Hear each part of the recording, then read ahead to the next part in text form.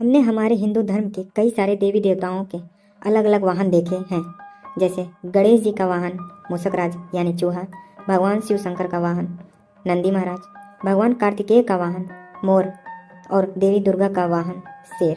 इस प्रकार भगवान विष्णु जी का वाहन गरुड़ है। तो दोस्तों, क्या आपने कभी सोचा है कि पक्षी राज गरुड़, जो आकाश में सभी पक्षियों से सबसे तेज गति में उड़ते हैं और शक्तिशाली पक्षी माने जाते हैं, गरुड़ एक ऐसे पक्षी हैं जो आसमान की ऊंचाइयों से भी पृथ्वी पर रहने वाले जीवों को आसानी से देख लेते हैं। वह ऐसा भी माना जाता है कि गरुड़ सांपों का भी भक्षण करते हैं। वही गरुड़ भगवान विष्णु के वाहन कैसे बने, आज हम आपको इस वीडियो में इस अद्भुत पौराणिक कथा के बारे में विस्तार में बताएंगे। आज हम सभी गरुड़ के बारे में विस्तार में जानेंगे कि वह सांपों को क्यों खाते हैं और वह विष्णु जी के वाहन कैसे बने। तो दोस्तों, वीडियो को पूरा जरूर देखें और आपको यदि हमारा वीडियो पसंद आता है तो वीडियो को लाइक, शेयर और सब्सक्राइब जरूर करें। यह कहानी शुरू होती है महर्षि कश्यप और उनकी दो पत्नियों विंता और कद्रु से। कद्रु और विंता दोनों ही महर्षि कश्यप की बहुत ही सेवा करती थी, इसलिए उनकी सेवा से प्रसन्न होकर कश्यप ऋषि ने दोनों को वरदान दिया कि वह अपने इच्छा अनुसार संतान प्राप्त करेंगी। तब कद्रु ने महर्षि कश्यप से 1000 विषैले नागों को जन्म देने का वरदान मांगा। ऋषि के वरदान से उसने 1000 अंडे दिए, जिसमें से 1000 विषैले नागों का जन्म हुआ। जबकि विंता ने केवल 2 संतान मांगे, लेकिन उन्होंने ऋषि कश्यप से यह वरदान मांगा कि उनके पुत्र कद्रु के पुत्र से भी अधिक शक्तिशाली हों। इसके बाद ऋषि कश्यप ने उन्हें वरदान दिया, जिससे विंता भी 2 अंडे दिए। कद्रु के बेटे का जन्म विंता के बेटों से पहले ही हो गया था। कद्रु ने 1000 अंडे दिए थे, उसमें सभी से विषैले नागों का जन्म हुआ, लेकिन विंता के द्वारा दिए गए 2 अंडों से अभी तक किसी का भी जन्म नहीं हुआ, जिसके कारण विंता का धैर्य टूट गया और उसने एक अंडे को बिना पूरा विकसित हुए ही तोड़ दिया। उस अंडे से अरुण जी प्रकट हुए, जिनका आधा शरीर ही विकसित हो पाया था। विंता अपने पुत्र के आधे विकसित शरीर को देखकर बहुत दुखी हुई।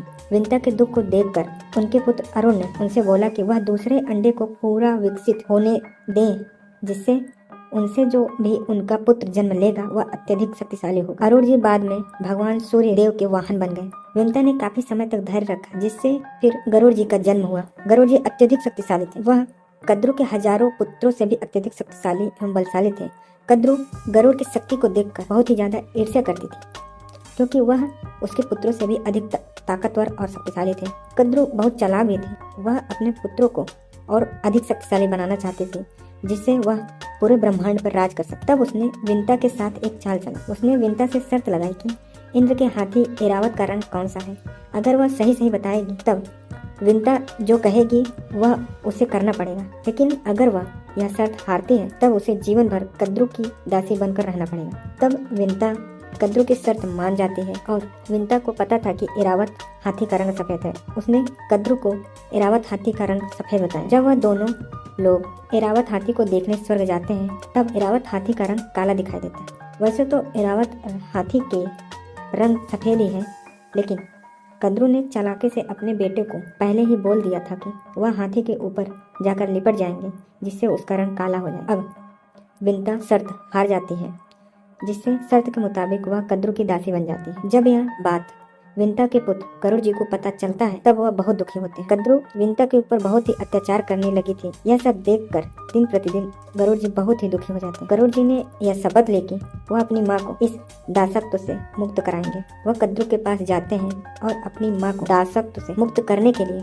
प्रार्थना करते हैं। कद्रु भी यही चाहती थी।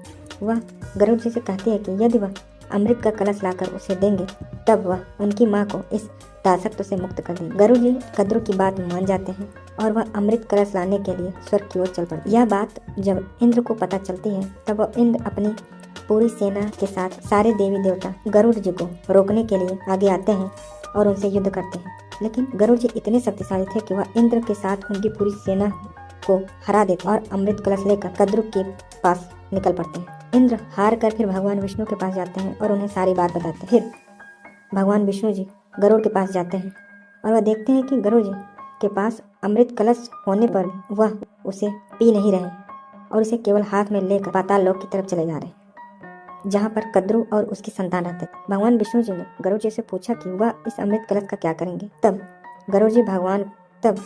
गरुड़ जी भगवान विष्णु जी को अपनी पूरी कहानी सुनाते हैं कि कैसे कद्रू ने छल से उनकी माँ को दासी बना लिया। विष्णु जी ने गरुड़ जी के दुख को समझकर उनकी सहायता करते हैं और शक्ति से गरुड़ जी की माता को कद्रू के दासत्व से मुक्त करा देते हैं। गरुड़ जी के अपनी माता के प्रति यह प्रेम देखकर भगवान विष्णु बहुत ही प्रसन्न होते हैं और उन्हें अजर और अमर होने का आशीर्वाद देते हैं। जब विष्णु जी गरुड़ जी की माता को दासत्व से मुक्त करा देते हैं तब गरुड़ जी विष्णु जी के भक्त बन जाते हैं और वह उनसे विनती करते हैं कि वह हमेशा उनके नीचे रहकर उनकी सेवा और भक्ति करना चाहते हैं। तब विष्णु जी उन्हें अपना वाहन बना लेते हैं, जिससे गरुड़ हमेशा विष्णु जी के साथ रहते हैं और उनकी सेवा करते हैं। तो दोस्तों, इस प्रकार गरुड़ जी भगवान विष्णु का वाहन बने। अगर आपको यह कथा रोचक लगी हो तो वीडियो को लाइक जरूर करें और अपने विचार कमेंट करें। हमारे चैनल को भी सब्सक्राइब करना न भूलें। मिलते हैं किसी अगले वीडियो में एक दूसरे पौराणिक और रहस्यमय कहानी के साथ। तब तक के लिए धन्यवाद।